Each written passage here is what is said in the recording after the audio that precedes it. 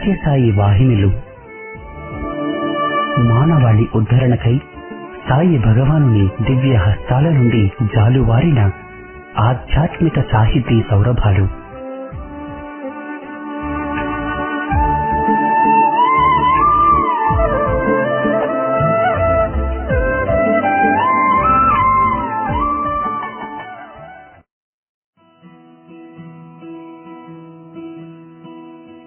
Radio Sai శ్రోతలందరికీ సాయిరాం. మానవుడు తన జీవిత ప్రస్థానంలో నేర్చుకోవలసినటువంటి ఆధ్యాత్మిక సత్యాలను, భారతీయ సంస్కృతి ఆధ్యాత్మికతల యొక్క ప్రాముఖ్యాన్ని, అంతరార్థాల్ని వివరిస్తూ స్వామి వివిధ రూపాలలో తమ ప్రబోధలను మానవాళికి ప్రసాదించారు. ఉపన్యాసాలు, పద్యాలు, చిన్న కథలు, రచనలు, ఇలా ఎన్నెన్నో. స్వామి సనాతన సారథి మాసపత్రికకు స్వయంగా తమ దివ్య హస్తాలతో ఎంతో శ్రమల కూర్చి 15 వాహినులు రాశారు. ఆ వాహినుల పరంపరలో సాయిరాముడు సాక్షాత్తు శ్రీరామ కథను, దానిలో నిగూఢమైన రహస్యాలను తెలియపరుస్తూ రామకథా రసవాహినిని 2 భాగాలుగా ప్రసాదించారు. ఇప్పుడు మీకు సాయినాథుడు రచించిన రామకథా రసవాహినిని పుస్తక పఠన రూపంలో అందిస్తున్నాం. రామకథను హాయిగా వినండి. సాయిరాముడి లీలా వైభవాన్ని మనసారా ఆస్వాదించండి.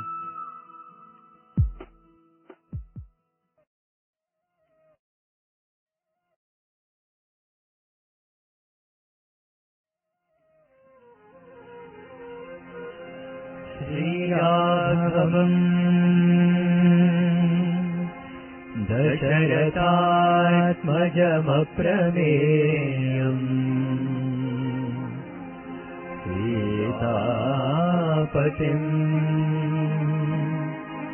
రఘుకులాన్వయరత్నదీపం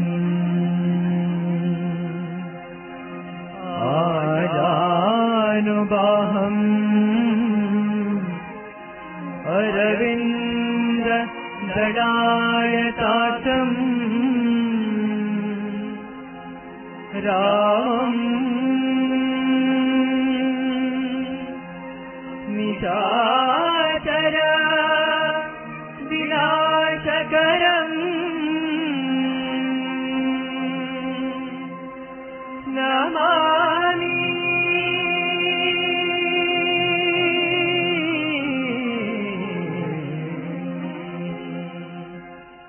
రామకథను వినరయ్యా, రామకథను వినరయ్యా,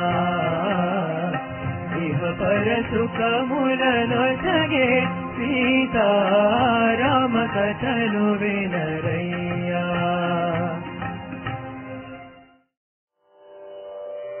ఓం శ్రీ సాయిరామ్. రామకథా రసవాహిని.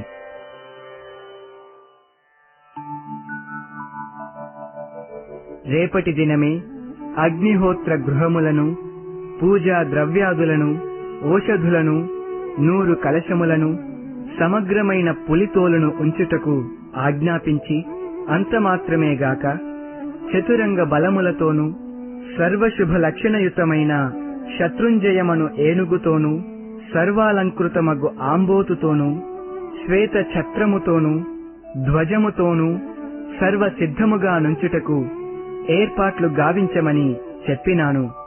ముహూర్తము రేపటికే అని నిర్ణయమైనట్లు వశిష్ఠుల వారు తెలిపిన తోడనే ప్రజలు పరమానంద హృదయులై గంతులు వేసిరి. రాజవీధులు శుభ్రపరచుట, రంగులు వేయించుట, తోరణములు కట్టించుట, పందిళ్లు వేయించుట ఇత్యాది అవసర కార్యములు అతి త్వరగా ప్రారంభించిరి. బ్రాహ్మణులు, ప్రజలు కలకల ధ్వనులు చేయుచు, కిలకిల నవ్వులు వెలిబుచ్చుచు దశరథుని ఆజ్ఞను పొంది సభాభవనమును వీడిరి. అంత దశరథుడు, కులగురువులైన వశిష్ఠుల వారు, మంత్రి లోనికి వెళ్ళిరి. దశరథ మహారాజు కొలువు కూటమునకు శ్రీరాముని రప్పించి పట్టాభిషేకమునకు సంబంధించిన సర్వ పద్ధతులను వివరముగా తెలిపి రేపటి సూర్యోదయమునకు సిద్ధముగా నుండవలసిన విధానములు తెలిపి అందుకు తగిన ఏర్పాట్లు చేయువారిని పిలిపించి రామునకు అప్పజెప్పెను. ఈ వార్త వినిన లక్ష్మణుడు పరమానందముతో పరుగెత్తుకుని పోయి కౌసల్యాదేవికి తెలిపెను. ఆమె పట్టరాని ఆనందముతో రాముని రాకకై నిరీక్షించుచుండెను. కాలము తక్కువైనను అతి శీఘ్రములోనే ఈ వార్త నగరమంతయు ప్రాకెను. చుట్టుపక్కల రాజ్యములకు గ్రామములకు అతి త్వరగా వ్యాప్తి చెందెను. గ్రామ గ్రామముల నుండి పరుగిడుచువచ్చు జనసంఖ్య మితిమీరెను. ఇవన్నీయు వింటున్న రామచంద్రునకు ఏమియూ తోచక, నోట మాట రాక, ఆనందమును వెలిబుచ్చక మౌనము వెలిబుచ్చెను. రాముని చూచి దశరథుడు, నాయనా, పట్టాభిషేకమన్న ఆనందము నీలో ఏమాత్రము కనిపించకున్నందుకు కారణమేమి? నీవు యువరాజు వగుటకు ఇష్టము లేదా? లేక రాజ్య భారము ఈనాటి నుండియే నీ తలపై పెట్టతలచితిమని ఒక విధమైన భయమా? నీ మనోభీష్టము నెరిగింపుమని అనేక విధముల బుజ్జగించి ప్రశ్నించిన దశరథుని ముఖమును చూచుచు రామచంద్రుడు, నాన్న, మీరెందుకింత తొందరపడుచున్నారో నాకర్థమగుటలేదు. నా ప్రియమైన సోదరులు భరత శత్రుఘ్నులు నాతో లేరు. తాతగారు అతి దూరమున నుండుటచే వారు రాలేకపోవచ్చును. మామగారు కూడా రాలేకపోవచ్చును. మిగిలిన రాజులు, రారాజులు, సామంతరాజులు ఎవ్వరును చేరలేకపోవచ్చును. ఇంతమందికి నిరాశ కలిగించి పట్టాభిషేకమునకు పూనుకొనుటకు నా మనస్సొప్పుకున్నది అని నమస్కరించి వినయముగా తెలుపుకొనెను. అంత వశిష్ఠుల వారు, రామా, ఈ యూహలు మేము కూడాను చేయకపోలేదు. అన్ని విధముల ఆలోచించి ప్రజాభిప్రాయములను కూడాను సేకరించి ఈ నిర్ణయమునకు వచ్చితిమి. నీవిక ఎట్టి అడ్డును చెప్పక మహారాజు యొక్క మనోభీష్టమును శిరసా వహింపుము. అభిషేకము రేపే జరుగవలెను. ఈనాటి నుండియే నీవు నియమము పాటించవలెను. రాత్రికి సీతా సమేతముగా ఉపవాసము చెయ్యవలసియుండును. తెల్లవారగనే అభ్యంగన స్నానమాచరించి లేత పసుపు రంగు వస్త్రములు ధరించవలెను. సూర్యోదయమునకే పుష్యమీ నక్షత్రమునకు పట్టాభిషేకము పూర్తి కావలెను. కాన నీవిక బదులు చెప్పక నీ వసతికి వెళ్ళిరమ్ము అని ఆజ్ఞ ఇచ్చిన వెంటనే రాముడు తండ్రికి గురువుకు నమస్కరించి మారు మాటాడక సుమంతునితో కలిసి వసతికి వెళ్లి సీతకి వార్త తెలిపి అక్కడి నుండి తల్లి కౌసల్య భవనమునకు వెళ్లి తల్లికి నమస్కరించెను.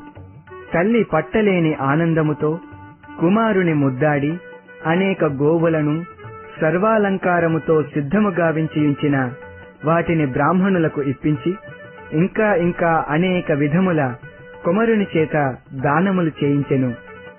సుమిత్ర లక్ష్మణ సమేతముగా కౌసల్య రాముని తన సరసన కూర్చుండబెట్టుకొని ఒకవైపున ఆనంద బాష్పములు తుడుచుకొనుచు, నాయనా, ఈ సుసమయమును ఎప్పుడు చూచుతున్నా అన్న ఈ చిరకాల వాంఛ నేటికి పూర్తి అయినది. నేను ధన్యురాలను. నా బంగారు బిడ్డ, రేపటి నుండి నీవు యువరాజువు. చిరకాలము జీవించుము. ప్రజాక్షేమమును దృష్టి అందుంచుకొని సక్రమ పాలన సాగించి సత్కీర్తినార్జించి మన పూర్వీకుల ఘనతను నిలబెట్టుము. మీ తండ్రి గారి కంటే గొప్ప పేరును పొందుము. ఆనాడే నా జన్మ ధన్యము కాగలదు. నా వ్రతములు ఉపవాసములు సఫలము కాగలవు అని తల నిమురుచు అనేక విధముల ఆశీర్వదించుచు బోధించుచు చెప్పిన మాటలను రాముడతి శ్రద్ధగా వింటూ తమ్ముడైన లక్ష్మణుని చూచి చిరునవ్వులు చిందులు ద్రొక్కుచు, తమ్ముడా, నిన్ను ఏ రాజ్యలక్ష్మి వరించినదో తెలుపగలవా అని కొంటె ప్రశ్న వేయగనే లక్ష్మణుడు పట్టరాని ఆనందముతో, అన్నా, నాకు ఏ రాజ్యలక్ష్మి అక్కరలేదు. నీ రాజ్యమునందే నీ ఆదేశానుసారము పరిపాలనా బాధ్యత చేయగలను. అంతే చాలును అని అన్నకు నమస్కరించగనే రాముడు లక్ష్మణ, నీవు నా రెండవ ప్రాణము కనుక అర్ధరాజ్యభారము నీది. నాతో పాటు సర్వాలంకృతుడవు కమ్ము. నా బాధ్యతలు, నా భోగ భాగ్యములు అన్నింటి అందును నీకు అర్థభాగమునకు అధికారమున్నది. నేనేమి అనుభవించినను అందు నీకు అర్ధ బాధ్యత కలిగియుండును అని మాటలాడుచుండగా సుమిత్ర కంటిధారలు విడిచుచు ఇరువురిని ఆశీర్వదించుచు, రామా, మీ ఇరువురి మధ్య ఉన్న ప్రేమ నన్నెంతగానో ఆనందపెట్టుచున్నది. నా కుమారునకు నీ సేవ కంటే వేరు అధికారము అక్కరలేదు. నీ ప్రేమ అభిమానములు కలకాలము నా కుమారునిపై ఉండినా అంతియే చాలును అని మాటలు ముగించెను. అంత రాముడు ఇరువురు తల్లులకు నమస్కరించి లేచెను. అతనితో పాటు లక్ష్మణుడు కూడా లేచి అన్నతో పాటు రామ వసతికి వెళ్ళెను. ఆ రాత్రి గురువుగారు చెప్పినట్టులా ఉపవాస వ్రతములు ప్రారంభించిరి. ఆ రాత్రి గర్భాసనములపై శయనించిరి. తెలతెలవారుచుండెను. ఎక్కడ చూచినను మంగళ వాద్యములు, బ్రాహ్మణోత్తముల వేదఘోష ప్రతిధ్వనించుచుండెను. రామునకు సీతకు అభ్యంగన స్నానములు చేయించుటకై సరయూ నది పవిత్ర జలమును బంగారు బిందెలతో తెచ్చి పరివారము సంసిద్ధముగా యుండిరి. స్వస్తివాచకములు చెవులకు ఇంపు గొలుపజొచ్చెను.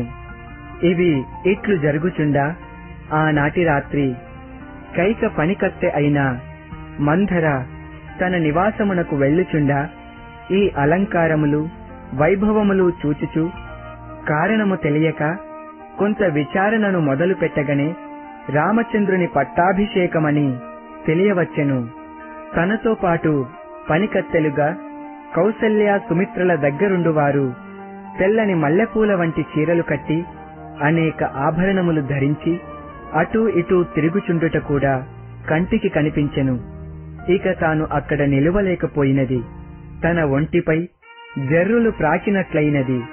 తేళ్లు కుట్టినట్టులా బాధపడినది. నేరుగా పరిగెత్తుకుని వచ్చి కైకేయీదేవి మందిరమునకు హుటాహుటిన పోయినది. అప్పటికే కైకేయి శయ్యామందిరమునకు వెళ్లియుండుట చూచి తలుపు చెంతకు వెళ్లి తీక్షణ స్వరముతో, అమ్మా, అమ్మా, తలుపు తెరువుము, తలుపు తెరువుము. అత్యంత అవసరమైన విషయము. నీ జీవితమే నాశనమగుచున్నది. భూకంపము చెలరేగినది అని మాటపై మాట వ్యవధి లేక మాటాడుచున్న మంథర స్వరము విని తక్షణమే కైకేయి తలుపు తీసి, ఏమిటా సుందర, ఏమి కూలిపోయినది, ఎందుకింత విచారముగా నున్నావని చిరాకుగా అడిగెను. అంత మంథర, కూలిపోయినదా? నాదేమీ కూలిపోలేదు, కాలిపోలేదు. నీ జీవితమే కూలిపోవచున్నది. వెర్రి రాణివై జీవించవలసి వచ్చుచున్నది అని అనేక రకముల ఆరాటము చేయుచు కంటిధారలు కార్చుచు విలపించెను. కైకేయికి ఏమీయూ తోచలేదు. మహారాజు రామ లక్ష్మణ కౌసల్య సుమిత్రాదులు క్షేమమే కదా, వారలు క్షేమముగా నుండినా ఇక ఏమైననేమి, నాకెట్టి విచారమూ లేదు. వారలకేమైనా ప్రమాదములు వాటిల్లినవా? మంథర, త్వరగా తెలుపుమని తల పట్టుకొని గడ్డము పట్టి బతిమాలెను. అంత మంథర, వారలకెట్టి కీడునూ లేదు, నీ కుమారుని గొంతుకోయ సంకల్పించినారు అని భోరున ఏడ్చెను. అందులకు కైక, మంథర, నీవు పొరబడుచున్నావు. మహారాజు కాని రామ లక్ష్మణులు కాని నా అక్కలైన కౌసల్య సుమిత్రాదులు కాని అట్టివారు కారు. నా కుమారుని తమ కుమారుల కంటే అధికముగా ప్రేమింతురు. ఇది నీ బుద్ధి దోషము తప్ప సత్యము కాదు. ఇంతకు విషయమేమిటియో వివరించుమని అడిగెను. విషయమా? రేపటి తెల్లవారి సూర్యోదయ సమయమునకు శ్రీరామచంద్రుని పట్టాభిషేకమట. పట్టపురానికి పట్ట పగ్గములు లేక అత్యంత ఆనందముతో తమ దాసీలకు పట్టు పీతాంబరములు ఆభరణములు పంచిపెట్టుచున్నది. రాముని చేత గోవులను సువర్ణములను దానము చేయించుచున్నది. ఇన్ని జరుపుకొంటూ నిన్నిట్లు అలక్ష్యముగా విడిచిపెట్టుట నేను భరించలేను. సహించలేను. నీవు ఇంకా తెలిసికొనలేకపోవచున్నావు. భర్తకు అయిష్టురాలవైపోతివి. నాయంతటి భాగ్యవంతురాలు లేదని నీవు వెర్రవీగుచున్నావు. కాని నిజముగా నీ అంతటి దురదృష్టవంతురాలు లేదని చెప్పవచ్చు. నీ భాగ్యము ఎండాకాలపు ఏటి నీళ్ల వలె అడుగంటిపోవచున్నది. నీవు పతికి సవతులకు పనికిరాని దానవైపోతివి. ఇంక కొంతకాలములోనే నిన్ను ఒక దాసివలే వినియోగించుకుందురు. అట్టి దుస్థితి రాకమునుపే కొంత జాగ్రత్త పడుట మంచిది. నిద్ర నుండి లేచి నిండు హృదయముతో విచారించుము. నీకు రాబోవు దుర్గతిని తప్పించుకొను ఉపాయమును ఆలోచించుకొనుము. రాముడే యువరాజైనా ఇక రాజ్యమంతయు కౌసల్యాహస్తమున నిలువగలదు. అందరితో పాటు నీవును ఆమె హస్తగతమై ఆమె ఆడించునట్టులా ఆడవలసి వచ్చును అని మంథర దొంగ ఏడ్పులు ప్రదర్శించి మహా ఉపకారి వలె నటించెను. మంథరను చూచి కైక, మంథరా, నీకేమైనా మతి చెడినదా? రామచంద్రుడు యువరాజు కావటము రాజ్యమునకే మంగళము. ఇట్టి ఆనందవార్తనందించినందుకు ఇదిగో నా కంఠహారమును నీకు బహూకరింతును, సంతసింపుము. రామచంద్రుడు రాజుగావటం తన తల్లి అయిన కౌసల్య కంటెను నాకే అమితమైన ఆనందము. రామచంద్రుడు కూడాను తన తల్లి కంటే నన్నే అమితముగా ప్రేమించును, గౌరవించును. అట్టి మహాగుణశాలిపై నీవిట్టి అపవాదులు కల్పించుట నేను వినజాలను. నీకు మతి చెడినట్లున్నది అని మంథరను కైక మందలించెను. మంథర మరింత ఆర్భాటము చేయుచు, రాణి, నాకు కాదు, మతి చెడుట నీకే. రాబోవు ఆపత్తులను యోచించకున్నావు. గ్రుడ్డి నమ్మకముతో ప్రవర్తించుచున్నావు. నేను నీ క్షేమ గౌరవములను కోరియే ఇంత బాధపడవలసి వచ్చెను. వారందరూ వట్టి నాటకములాడుచున్నారు. నీవన్న ఏమాత్రమూ గౌరవము లేదు. మహారాజునకు పట్టపురాణిపై తప్ప అన్య రాణులపై అంత ప్రేమ లేదు. సమయస్ఫూర్తిగా నిన్ను తృప్తిపరచుటకై ఇచ్చకపు మాటలాడుచున్నారే కాని నిజముగా నీపై ప్రేమ లేదు. నిజముగా నీవన్న వారలకు గౌరవ ప్రేమలేయుండినా రామ పట్టాభిషేక విషయమును నీకేమాత్రమైనా ఎన్నడైనా తెలిపిరా? ఎన్ని నెలల నుండియో ఈ పథకము వేసికొనియుండుట చేతనే ఈనాడది ఈ రూపమునకు రాగలిగినది. లేకున్నా పట్టాభిషేకము అప్పటికప్పుడుట్టిపడునది కాదు కదా. ఇదంతా కౌసల్యాదేవి పన్నిన పన్నాగము అనెను. అంత కైక, ఛీ మంథర, అక్కగారి కట్టి తలం పేనాడైనను రాదు, లేదు, నేను నమ్మను. మహారాజుగారు అంతకంటే మంచివారు. వారిలో ఇట్టి కుచ్చితపు బుద్ధులు మచ్చుకైనను కనిపించవు. ఏదో కారణములు లేక అప్పటికప్పుడు ఈ కార్యమును నిర్ణయము చేసియుండరు. రామ కళ్యాణమెన్ని నెలల ప్రయత్నము అప్పటికప్పుడే నిర్ణయమైనటులనే రామ పట్టాభిషేకము కూడా నిర్ణయమయ్యుండును. దీనికి కారణము మహారాజుగారే తెలుపుదురు. నీవు విషయమును తెలుసుకొనక వికార భావములతో పవిత్ర హృదయములను శంకించుచున్నావు. కొన్ని నిమిషములలో విషయము తెలియగలదు అని మంథరను మందలించెను. మంథర తన పన్నాగము పూర్తిగా విఫలమగునేమో అని భయపడి శృతి మించు స్థితికి దిగి, తల్లి, నీవు లోతుగా యోచించు. నేను బయట నుండి అనేక విషయములు విన్నాను. అసలు ఈ పట్టాభిషేకము కొన్ని నెలలకు పూర్వమే నిర్ణయించుకున్నారు. అందుకని భరత శత్రుఘ్నులను బయటకు పంపినారు. వారుండిన కొన్ని ఇబ్బందులు కలుగునేమోయని భయము. దానికనేక ఆధారములు కూడాను లేకపోలేదు. కాకున్నా భరత శత్రుఘ్నులు లేని సమయమున ఈ పట్టాభిషేకమేమిటి? ఇంత మాత్రమైనా నీవు యోచించుకొనలేకపోతివా? పూర్వము నిన్ను వివాహమాడు సమయమున నీకు జన్మించిన పుత్రునికే పట్టాభిషేకము చేతునని దశరథుని వాగ్దానమును నీవు మరచినను, నేను మరువను. భరతుడు ఇప్పటిలో ఇక్కడున్నా దాని విషయము కొంత విచారణలోకి వచ్చునేమోయన్న భయముతో భరతుని తాతగారి దగ్గరకు పంపటమైనది. పట్టాభిషేకము జరిగిన తరువాత ఎవ్వరూ ఏమీ చేయలేరు కదా. ఈ యుక్తితో ఇంత గుట్టుగా పెట్టి నీకు సహితము తెలుపక చేయుటలోనున్న అంతరార్థమేమియో నీవు యోచించుకొనలేకపోవచున్నావు. తెల్లని వన్నీయు పాలే అన్న స్థితిలో ఉన్నావు. ఇంత అవివేకురాలు వగుచున్నావు. రాముడు రాముడు అని రమించుచున్నావు. పోని అంత ప్రీతిగానున్న రాముడైనను నీకు తెలిపెనాయనను.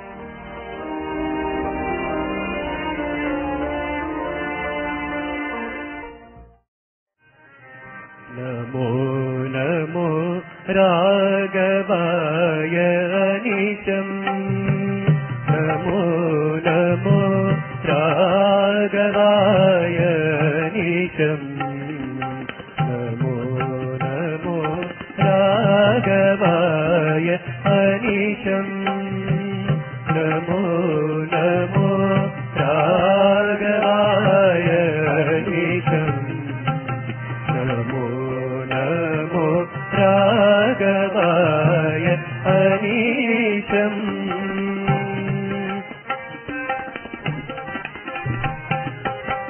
సుఖనుతాయ దీన బంధవే. సుఖనుతాయ దీన బంధవే. సకల లోక దయాద్యుదే. నమో నమో రాఘవాయ అనిశం.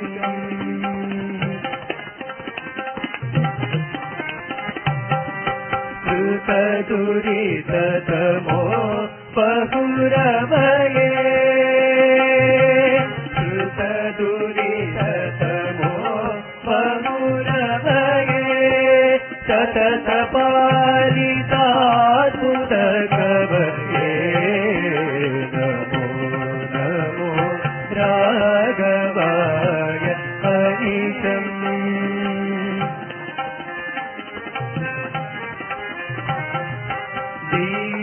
దీనమానవ గణపతయే. దీనమానవ గణపతయే. దానవాంతకాయ సుమతయే. నమో నమో రాఘవాయ అనిశం.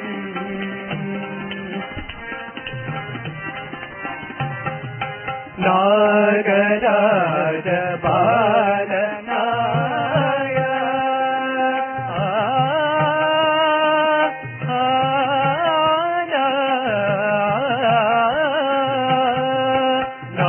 నాగరాజ బాలనాయ.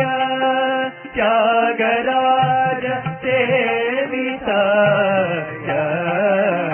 నాగరాజ బాలనాయ. త్యాగరాజ సేవితాయ. నమో నమో రాఘవాయ అనిశం. నమో నమో రాఘవాయ అనిశం. నమో నమో రాఘవాయ అనిశం.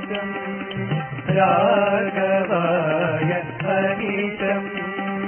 రాఘవాయ అనిశం.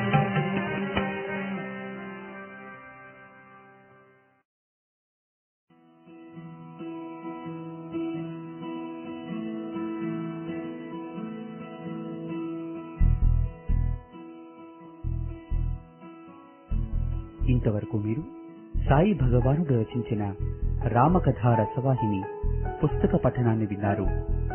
ఆదివారం తరువాయి భాగంతో మళ్ళీ కలుసుకుందాం. అంతవరకు సెలవు. సాయిరాం.